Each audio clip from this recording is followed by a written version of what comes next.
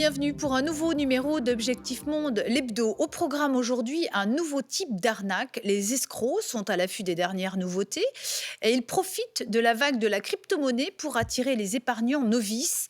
À l'aide de logiciels, ils fabriquent de fausses vidéos de personnalités ou imitent des sites internet de grands médias afin d'appâter encore plus facilement leur proie. Loïc Delacour a mené l'enquête pour le magazine Mise au Point sur la RTS. On se retrouve juste après en plateau pour en parler. Les crypto-monnaies. Grâce à ces devises numériques, certains sont devenus millionnaires. Les médias et les réseaux sociaux raffolent de ces histoires. Il a fait fortune grâce à cette monnaie numérique, sur laquelle il a parié très tôt.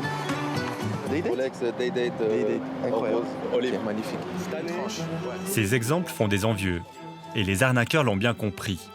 Les fausses plateformes d'investissement dans les crypto-monnaies sont devenues leurs jouets favoris. Ce quarantenaire genevois est passé par l'une d'entre elles. Il a perdu beaucoup d'argent. Sa famille n'est pas au courant et il ne souhaite pas être reconnu. Ça a commencé par une petite somme de 250 dollars pour gagner entre 10 et 20 dollars par jour environ.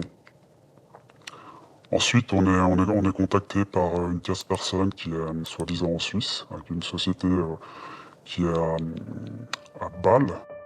La personne au bout du fil l'encourage à investir plus.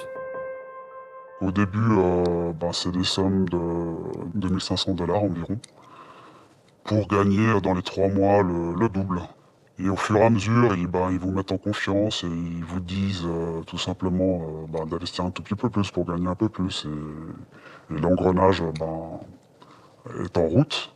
Et en fin de compte, maintenant, le problème, c'est qu'il y a des centaines de milliers d'argent qui est parti, que pour l'instant, j'arrive pas à récupérer.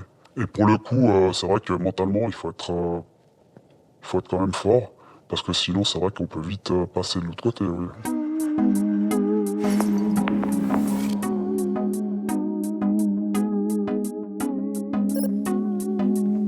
Adrien Schopfer dirige la brigade vaudoise qui lutte contre la cybercriminalité. Ici, les enquêtes se font à coups de lignes de code derrière de grands écrans. On lui montre la plateforme d'investissement CT Matador par laquelle notre Genevois a investi plus de 200 000 francs. Elle est toujours en ligne et le policier la connaît bien. Elle a aussi fait des victimes vaudoises. A priori, le site a l'air relativement sérieux parce qu'il y a des textes, il est bien mis en page, le design est hyper joli. Une des choses qui peut vous mettre à la puce à l'oreille, c'est que l'ensemble des marchés qui sont proposés pour l'investissement ici sont que des marchés extrêmement volatiles, extrêmement à risque. Matières premières, forex, crypto-monnaie. Mais les victimes n'y connaissent généralement pas grand-chose à la finance. Et une fois de l'argent envoyé aux plateformes frauduleuses, rien n'est réellement investi. Parfois, de petites sommes sont reversées pour mettre en confiance et de faux graphiques font croire à des bénéfices. Et puis on arrive sur des choses que probablement une grande partie de la population et moi-même ne comprenons pas. C'est-à-dire des graphiques qui nous montrent des évolutions de valeurs. On vous montre quelque chose de réel pour essayer de vous vendre quelque chose qui est probablement irréaliste. Donc là, on vous vend une espèce de plateforme où vous pourrez faire du trading. Ces faux sites internet, il y en a des centaines avec des noms et des aspects différents. Ce qui fait des arnaques aux investissements le problème numéro 1 pour le policier vaudois. Un investissement moyen, c'est passer 100 000 francs. C'est l'investissement moyen. Il y a des gens, heureusement, qui investissent que 250 francs et qui découvrent la supercherie, mais la plupart des gens, on est à des sommes qui dépassent les 100 000 francs aisément, voire qui atteignent des fois plusieurs millions. Au total, dans le canton de Vaud, c'est 14 millions de perdus avec plus d'une centaine de cas en 2022. Ailleurs en Suisse, c'est le même constat, 8 millions dans le canton de Genève, 40 millions pour celui de Zurich. En Suisse, l'année dernière, ce sont 114 millions de francs qui se sont envolés pour plus de 1200 cas. Selon les polices contactées, les chiffres de 2023 seront encore plus hauts. Et pour attirer les Suisses vers ces fausses plateformes, la technique est rodée. C'est d'utiliser des fausses pages sur Internet en usurpant l'identité de célébrités suisses, par exemple. On pense à Roger Federer, Darius Rochebin, Elon Musk, par exemple, aux États-Unis, où on a des espèces de faux articles de journaux, parfois même avec les manchettes du matin, du 20 minutes, où on a un faux interview de Roger Federer qui vous explique qu'il a fait fortune une deuxième fois grâce à la crypto-monnaie, et grâce en particulier à ce site-là. Des faux sites internet avec des célébrités suisses. Ce retraité valaisan est lui aussi tombé dans le panneau. J'étais sur Internet avec mon attel, et puis je tombe sur une publicité de Darius Rochebin. C'était une publicité pour investir de l'argent. Et on me donnait plusieurs exemples que des gens avaient beaucoup gagné avec ça. Ce n'était pas dans mon but de vouloir gagner de l'argent, je n'étais pas nécessairement dans le besoin. Mais je me suis dit, pour 300 francs, je ne vais pas risquer grand-chose. 2 jours après, on me téléphone en me disant que, alors pour pouvoir gagner quand même un peu d'argent, il fallait investir plus. Alors il me proposait à ce moment-là 10 000 francs. Le retraité accepte. Celui qui se présente comme son trader le pousse alors à investir toujours plus. Des téléphones, j'en ai eu, mais des fois 3 fois par jour.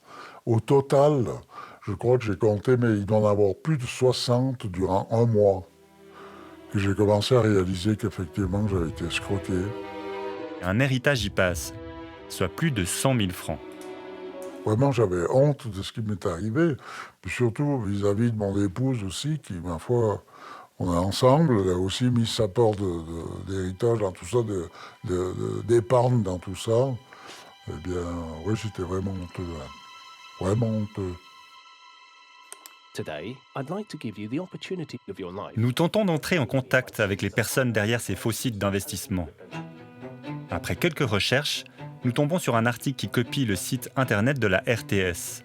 Ils vendent une plateforme miracle avec laquelle on pourrait gagner beaucoup d'argent. Après vérification auprès d'experts, il s'agirait bien d'une arnaque. Nous décidons de fournir notre numéro de téléphone. Après une dizaine de minutes seulement, nous recevons un appel avec un numéro suisse. Bonjour, je m'appelle, je vous appelle de Invest Market. L'homme au bout du fil cherche à nous faire verser de l'argent et nous promet des gains rapides. Et vous pouvez m'en dire un peu plus sur cette plateforme, comment ça fonctionne exactement? Bien sûr, il n'y a aucun souci. Donc en fait, c'est très simple. C'est un robot qui fait l'investissement pour vous. D'accord? Donc il va ouvrir et fermer les positions et il va les fermer quand c'est le plus rendable pour vous. D'accord? Qu'est-ce qui va se passer avec cet argent? Ça va être investi? Oui, il ne faut pas oublier que ce n'est pas un paiement, c'est un investissement. Donc l'argent sera toujours à vous, c'est votre investissement. Pour ça qu'il faut une preuve d'identité, une preuve d'adresse. Après, une fois que ça c'est fait, tout est autonome. Donc à ce moment-là, vous serez tranquille. Vous pouvez toujours aller sur votre application pour voir si vous avez des gains. Une fois que vous avez des gains, vous pouvez retirer votre argent 7 jours sur 7, 24 heures sur 24. D'accord? Il faut juste compter 2 à 3 jours pour que ça arrive sur votre compte en banque. On lui fait part de nos doutes et des commentaires de nombreuses victimes disant n'avoir jamais pu retrouver leur argent. Ce n'est pas le cas, monsieur. Ce n'est pas le cas. Donc, vous pouvez retirer à tout moment votre argent. C'est votre argent. Et il n'y a personne qui va vous dire ce que vous devez faire avec votre argent. Après, on peut pas rendre tout le monde heureux. Hein. C'est quand même un institut de finance. Ok. Et vous êtes basé en Suisse? Ça fait 20 ans qu'on est actif en Suisse, monsieur. C'est pour ça que seulement avec une carte suisse, vous pouvez faire le dépôt. Ok. Et vous êtes où en Suisse? Vous êtes... Mais selon nos recherches, la plateforme n'a aucune présence en Suisse. Elle serait en fait basée à Chypre. Nous décidons de confronter notre interlocuteur. J'aimerais juste savoir où vous travaillez exactement en fait. Parce que je sais que vous n'êtes pas vraiment à Bâle, alors j'aimerais savoir où vous êtes exactement, physiquement. Vous appelez depuis un call center. Je vous ai dit, la maison mère est à Chypre. D'accord? Non, mais d'accord. Vous avez une adresse à Bâle à me donner? Chypre serait donc un des pays qui accueille ces fausses plateformes. Contactée, la police chypriote confirme enquêter sur celle d'Invest Market. Nous ne pouvons pas faire de commentaires sur cette compagnie en particulier car des investigations sont en cours. Nous attendons de la part des autorités suisses qu'elles nous fassent parvenir une demande d'entraide judiciaire spécifique. Les enquêtes se jouent donc bel et bien au niveau international. D'autres pays sont concernés. Ici, les polices lituaniennes et bulgares montrent des arrestations dans 2 call centers. Elles ont démantelé un réseau criminel en avril dernier qui avait fait plus de 30 000 victimes pour près de 90 millions d'euros de préjudice. Ces arrestations et les saisies sont au final la seule façon de récupérer un peu d'argent pour les victimes. Mais souvent, il a déjà été blanchi. On peut par exemple retrouver des voitures, on peut retrouver des bâtiments, on peut retrouver de l'immobilier, on peut des fois retrouver de l'argent dans une banque. Ce qui est assez compliqué, c'est que même si on retrouve l'entier des fonds, la justice va devoir les partager entre les différentes victimes. Et il se peut qu'une victime qui ait, investi 15, 40 000, 150 000, 1 million de francs et que les auteurs sont arrêtés, qu'on retrouve une partie de ces fonds, elle recevra peut-être 10 francs, 100 francs, 1000 francs en retour. Pour les polices cantonales, difficile de mener de telles actions à l'étranger. Surtout pour les petits cantons qui disposent de peu de moyens pour lutter contre la cybercriminalité. À mon avis, c'est aussi à la Confédération, via son ministère public et à FEDPOL, de potentiellement coordonner les cas, voire même de donner réellement des appuis pour des investigations. Rendez-vous est donc pris à Berne, auprès d'un ministère public de la Confédération accusé d'être trop passif face à cette cybercriminalité. Le procureur général a tenu à répondre personnellement aux critiques. Le cyber ne peut pas être le critère d'attribution, sinon, vous savez, on constate une augmentation exponentielle du nombre de cas. Si ceci devait être un critère pour décider si c'est la Confédération qui traite ces cas ou les cantons, ça mènerait évidemment à la situation que d'ici quelques années, ce n'est que la Confédération qui fait les enquêtes et ça serait certainement une entrave à la souveraineté des cantons dans le domaine de la sécurité et des procédures pénales. Face aux arnaques aux investissements, les enquêteurs de la Confédération ne semblent donc pas trop vouloir jouer la partie. Les Suisses devront donc compter sur la collaboration entre les polices cantonales, mais aussi être plus méfiants et ne pas toujours croire ce que nous racontent nos écrans. Retour sur le plateau d'Objectif Monde l'Hebdo. Loïc Delacour, vous êtes journaliste et l'auteur de ce reportage. Merci d'être avec nous. Avec nous également Stéphane Cor, vous êtes expert en cybersécurité, vice-président d'Immuniweb SA. Merci également d'avoir accepté notre invitation. Première question à vous, Loïc Delacour. Alors souvent, les gens qui sont victimes d'une arnaque vivent avec un sentiment de honte. Est-ce qu'il a été facile d'avoir des témoignages ? Alors, trouver des victimes, ça a été plutôt facile. On le voit dans le reportage, il y a beaucoup de gens qui se font avoir. Par contre, les témoignages, c'est plus compliqué. Il y a effectivement ce sentiment de honte. Souvent, la famille, le conjoint ou la conjointe ne sont pas au courant même de ces pertes d'argent. Et vraiment, les victimes ont honte, ne veulent pas parler. Donc, par conséquent, il a fallu anonymiser, même parfois la voix, pour que ces personnes soient d'accord de me parler. Stéphane Cor, vous êtes expert en cybercriminalité, en cybersécurité surtout. Comment vérifier la fiabilité d'un site internet ou d'une plateforme d'investissement ? En quelques mots, de manière pratico-pratique. Alors justement, en quelques mots, c'est difficile. Un site peut être très bien fait, il n'y a pas forcément de faute d'orthographe ou de problème sur le site lui-même. Néanmoins, il doit quand même avoir une indication de l'enregistrement ou du numéro d'enregistrement de l'entreprise qu'on peut vérifier. Normalement, le site doit être aussi inscrit auprès d'une autorité de régulation quand il s'agit, par exemple, du domaine financier. On peut aussi utiliser l'intelligence artificielle, demander à ChatGPT, agir en tant qu'expert dans le domaine financier relatif aux crypto-monnaies, et liste-moi les 5 meilleures plateformes en Europe, par exemple, et après lui poser une autre question: comment est-ce que je peux vérifier l'information que tu m'as donnée, et éventuellement les hallucinations potentielles que tu as produites, et de cette manière, on peut peu à peu avoir des résultats qui peuvent être probants. On peut faire des recherches sur Google, mais attention aussi, des fois, les fraudeurs vont utiliser des résultats sponsorisés pour tromper, justement, au sein de ces recherches, les potentielles personnes qui vont demander des informations. Donc vous, ce que vous dites, attention, c'est surtout le bon sens Il faut faire appel à son bon sens. Voilà, il y a du bon sens. Par exemple, quand on voit Taylor Swift qui fait... qui nous promet des casseroles gratuites, on se dit que non, ça ne peut pas marcher. Alors, il y a déjà le niveau de promesse. Quand il est un peu trop élevé, il faut quand même vraiment être prudent. Il y a aussi le fait que si on ne connaît pas la plateforme, si elle n'est pas adoubée par un certain nombre de personnes, par des autorités, on ne peut pas avoir ces informations facilement. Il faut aussi prendre ses distances. Il y a des comptes YouTube, comme un que je peux citer, qui s'appelle le Hasher. C'est H-A-S-H. EUR, qui est une excellente source d'information pour apprendre comment fonctionne cet environnement. Il ne faut pas aller se lancer, par exemple, sur des plateformes d'investissement dans le domaine des crypto-monnaies sans s'être informé auparavant, sans s'être éduqué un petit peu sur ces monnaies virtuelles. Loïc Delacour, on voit que ces plateformes, elles ont utilisé des faux articles avec des célébrités, des faux logos, un faux site de la RTS, il y a aussi le site de TV5 Monde. Distinguer le vrai du faux, c'est quand même complexe, parce que là, c'est très bien fait avec l'intelligence artificielle et avec ce qu'on appelle les deepfakes. Les sites sont très bien faits. On se croirait vraiment par exemple sur un site de la RTS ou de TV5 Monde, mais voilà, il y a des choses assez simples à vérifier. On peut regarder par exemple l'URL, l'adresse dans la barre de navigation, et là on voit assez vite que finalement ça ne correspond pas au site.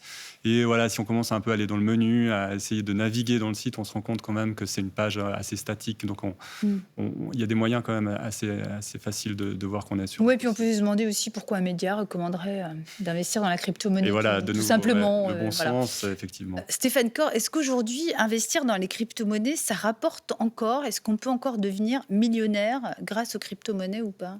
Alors, ça dépend déjà des fonds qu'on a à investir. Mais, par exemple, le Bitcoin, au début de l'année 2023, était tombé à 19 000 euros, plus ou moins. Et puis, récemment, le 10 janvier, il est monté à 45 000 et il est redescendu aujourd'hui à 36 000. C'est-à-dire qu'on peut Le Bitcoin, c'est quand même un petit peu ce qui fait référence, on peut dire encore... Enfin, aujourd'hui, oui, c'est ce qui fait référence dans les crypto-monnaies. C'est plutôt accepté même par certains fonds. Enfin, c'est un peu la crypto-monnaie. Il est un petit peu en cours d'être adoubé aussi au niveau du système financier mainstream, parce qu'aujourd'hui, on peut adosser un fonds d'investissement à ce type de monnaie. Néanmoins, il faut aussi être conscient que voilà, quand les promesses sont trop belles, il y a toujours un risque. On est sur des outils spéculatifs avec des forts possibilités de changement de cours, et il faut investir l'argent dont on n'a pas besoin. Et ça, c'est vraiment le conseil de base, de dire il faut investir de l'argent qu'on peut se permettre de perdre, premièrement, et pouvoir rester sur le long terme. Il y a déjà eu des crashs dans ce domaine-là, des gens ont perdu beaucoup d'argent, et il y a aussi énormément d'arnaques autour de ce modèle. Et il y a aussi beaucoup de crypto-monnaies qui ont disparu, purement et simplement. Oui, depuis 2014, il y a une évaluation qui a été faite récemment, et 50% des crypto-monnaies qui ont été créées ont disparu. Et en 2022, on a estimé à peu près à 50 milliards le taux de fraude dans ce domaine-là. Et il y a quand même des acteurs majeurs du marché qui ont aussi capoté, qui ont été aussi dans des schémas de fraude, des schémas de marketing à multiniveau ou des pyramides de Ponzi. Ouais. Est-ce que les arnaqués ont déjà pu être indemnisés? C'est très rare. C'est très rare, ça peut arriver que certaines personnes retrouvent des fonds ou que des fois, certains investisseurs soient payés par le fait qu'eux-mêmes ont amené d'autres clients sur la plateforme frauduleuse et ils retrouvent un peu leur investissement. Mais globalement, il y a beaucoup plus de risques qu'on ne retrouve pas du tout ces fonds. Et ce qui est le cas pour la majeure partie des petits investisseurs qui sont plutôt les perdants dans ce genre d'arnaque. Loïc Delacour, justement, on va s'intéresser cette fois un peu à l'aspect judiciaire de ces arnaques, la dimension judiciaire. La justice, ici en Suisse, relève des cantons, souvent. Le système fédéral suisse, c'est une difficulté supplémentaire, justement, pour mener des poursuites, pour mener une enquête contre toutes ces arnaques. Alors dans ce cas, oui, clairement, les polices cantonales me le disent parce que voilà, elles se retrouvent face à des réseaux internationaux, donc plusieurs pays. C'est très compliqué pour des polices cantonales de mener des enquêtes au niveau international. Et en plus, nous, on a des cantons qui varient. On a des cantons de petite taille. Des fois, il n'y a même pas de cellules d'investigation pour la cybercriminalité. Donc c'est compliqué. Les cantons essayent de s'entraider, de collaborer. Donc des fois, certains gros cantons prennent en charge des victimes de petits cantons et ils regroupent un peu comme ça si on a affaire à la même plateforme, la même fausse plateforme d'investissement. Mais c'est compliqué et c'est pour ça que les cantons aimeraient que la Confédération aussi mène certaines enquêtes au niveau fédéral avec le ministère public de la Confédération. Et voilà, il y a un peu cette tension actuelle, en tout cas sur la cybercriminalité. Alors, l'une des plus grosses arnaques à la crypto-monnaie recensée, documentée, on va dire, c'est l'affaire Ruja Ignatova, c'est ça, je l'ai bien prononcé, c'est ça? OneCoins, oui. Ouais, le OneCoin qui a disparu. On la surnomme la Crypto Queen. Et alors, elle a réussi, enfin, elle et son entourage, parce qu'on imagine qu'elle n'a pas fait ça seule, à arnaquer au moins 3 millions d'investisseurs partout dans le monde. Où en est l'enquête où c'est à peu près... Alors, aussi, le principe de la fraude, on a une fraude qui est basée sur une crypto-monnaie qui n'existait pas. Donc, il y a des fraudes basées sur des crypto-monnaies qui existent, comme Terra Lab avec la monnaie qui s'appelle Luna ou Terra USD, qui récemment a une perte sèche de 40 milliards et on estime à 450 milliards sur le marché financier. Mais pour cette crypto-là, c'était un schéma de Ponzi avec un marketing pyramidal derrière et on a grugé tous les investisseurs. Maintenant, les résultats de l'enquête, c'est un peu compliqué. Déjà, il y a des problèmes d'entraide judiciaire, comme ça a été dit, et il y a le fait qu'il y a énormément d'acteurs impliqués. Donc, le frère de la principale protagoniste a été mis en prison aux États-Unis.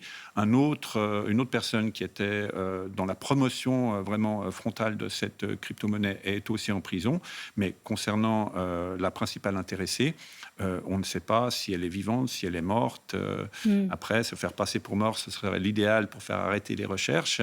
Mais voilà, c'est très compliqué. Elle a pu aussi subir des opérations de chirurgie esthétique, exactement. Changer d'identité, c'est tout à fait envisageable. Il y a une multiplicité d'acteurs et c'est autant de procédures judiciaires dans différents pays et qui rendent les choses extrêmement complexes. À ma connaissance, je crois qu'il y a plus de 200 personnes qui ont été arrêtées déjà dans cette affaire et ce n'est que la pointe de l'iceberg. Alors, on pourrait penser que les arnaqueurs jettent leur dévolu sur les pays riches. Mais en Ouganda, en Inde, il y a aussi eu des arnaques à la crypto-monnaie. On peut dire que les arnaques sont sans frontières et que, par exemple, des pays sur le continent africain sont, par exemple, un des endroits où on investit le plus dans la crypto-monnaie. C'est pas seulement réservé aux pays riches. Non, et d'ailleurs, il y a aussi une grosse fraude récemment, je crois, en Afrique du Sud, avec Africa Crypt, où les détenteurs de cette monnaie sont présumés avoir allégué d'une cyberattaque et être partis avec 4 milliards d'actifs, quelque chose comme ça. Et puis, un rapport récemment a identifié que le Nigeria était le deuxième pays au monde qui investissait le plus dans les crypto-monnaies. Il y a d'autres pays africains qui le font, mais finalement, on pourrait résumer ça aussi, que tout pays qui a une inflation très forte, qui a une fragilité au niveau économique, pour les citoyens, les crypto-monnaies peuvent sembler être un refuge, une stabilité, même si on investit très peu, par rapport en fait à la fluctuation de la monnaie locale. Et puis, il y a aussi le fait qu'on a très peu de cas dans un certain nombre de pays qui entourent l'utilisation des crypto-monnaies et aussi très peu de cas qui entourent la communication sur les crypto-monnaies. Ce qui fait que c'est un peu un terrain très ouvert pour les cybercriminels. Et puis, la multiplicité des investissements fait qu'au final, on a des montants qui sont très intéressants en termes de retour sur investissement parce que les entreprises cybercriminelles sont très axées sur ce retour sur investissement et sur le profit. Justement, Loïc Delacour, en ce moment, on peut dire que les arnaques à la crypto-monnaie, ou en tout cas avec les plateformes d'investissement, sont celles qui inquiètent le plus les services qui luttent contre la cybercriminalité. Oui, clairement. Elles occupent beaucoup de temps. Ouais. Oui, c'est le problème numéro un pour les polices en ce qui concerne la cybercriminalité. En tout cas, ici en Suisse. Ici en Suisse, ils le disent en termes de préjudice, en fait. Ça représente à peu près la moitié, donc les pertes de toutes les arnaques. Donc vraiment, ce type d'arnaque, c'est celle qui fait le plus de dégâts actuellement. Et il y a beaucoup de craintes des polices parce que les chiffres ont tendance à augmenter ces derniers mois, ces dernières années. Et c'est le cas ailleurs dans le monde, Stéphane Corr ? Oui, dans un monde dématérialisé où les gens, des fois, sont dans des difficultés financières, avec une société qui promulgue aussi cet enrichissement, en tout cas cet objectif d'enrichissement, on a de plus en plus de fraudes de ce type. Merci Loïc Delacour, merci Stéphane Cor d'être venu sur le plateau d'Objectif Monde l'Hebdo. Merci à vous. Voilà, c'est la fin de ce nouveau numéro. Vous pouvez retrouver cette émission sur le site internet de la RTS et de TV5 Monde, sur les réseaux sociaux, mais aussi sur la plateforme TV5 Monde+. On se retrouve la semaine prochaine pour un nouveau numéro d'Objectif Monde l'Hebdo.